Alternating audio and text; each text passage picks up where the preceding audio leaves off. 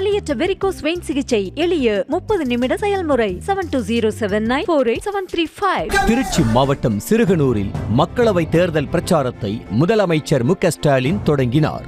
திருச்சி தொகுதியில் போட்டியிடும் துரை வைகோ, பெரம்பலூர் தொகுதியில் போட்டியிடும் அருண் நேரு ஆகியோருக்கு ஆதரவாக வாக்கு சேகரித்தார். பொதுக்கூட்டத்தில் பேசிய முதலமைச்சர் மு.க. ஸ்டாலின் மக்களவை தேர்தல் தோல்வி பயத்தால் பிரதமர் மோடிக்கு தான் தூக்கம் தொலைந்து விட்டதாக விமர்சித்தார்.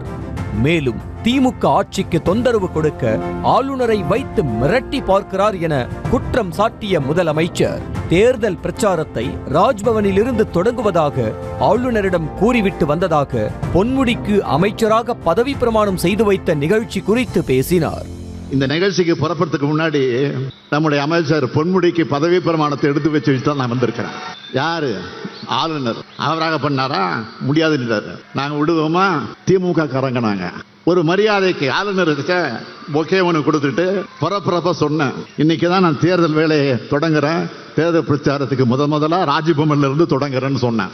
அவர் ஒன்று சொன்னார், பெஸ்ட் ஆஃப் லக் அப்படின்னு சொல்லி அனுப்பிச்சாரு.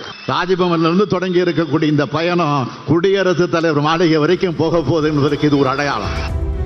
தொடர்ந்து பேசிய முதலமைச்சர் மக்களுக்கு நிவாரணம் வழங்குவது பிச்சை என்று கூறிய மத்திய அமைச்சர் நிர்மலா சீதாராமனுக்கு எவ்வளவு ஆணவம், எவ்வளவு வாய் கொழுப்பு என்றும் கார்ப்பரேட் தொழிலதிபர்களிடமும் இதே போல பேசுவாரா எனவும் கேள்வி எழுப்பினார்.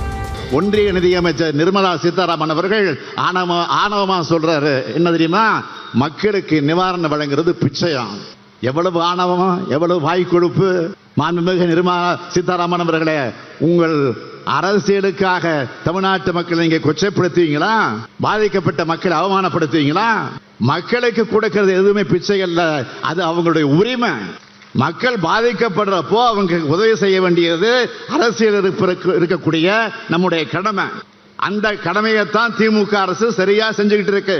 கார்பரேட் கம்பெனிகளுக்கு பல்லாயிரம் கோடி தள்ளுபடி செய்யறீங்களா? தொழிலதிபர் கூட்டத்தில் போய் இப்படி பேசுவீங்களா?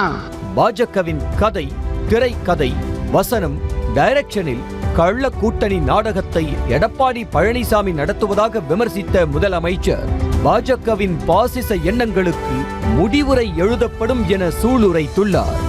பாஜக தமிழ்நாட்டுக்கு அத்தனை துரோகங்களுக்கு துணை நின்றுட்டு அதற்கு லாலி பாடியவர் பழனிசாமி. இப்ப அதே பாஜகவோட கதை, திரைக்கதை, வசனம், டைரக்ஷன் அப்படிங்கிற பேர்ல கள்ள கூட்டணி நாடகம் நடத்திக்கிட்டு இருக்காங்க. பழனிசாமி நடத்தக்கூடிய நாடகம் விரைவில் முடிவுக்கு வரும். பாஜகவின் பாசிச எண்ணங்களும் முடிவு எழுதப்படும். வலியற்ற வெரிகோஸ் வெயின் சிகிச்சை எளிய 30 நிமிட செயல்முறை 7279487335. செய்திகளை உடனுக்குடனும் துல்லியமாகவும் தெரிந்து கொள்ள சப்ஸ்கிரைப் பண்ணுங்க.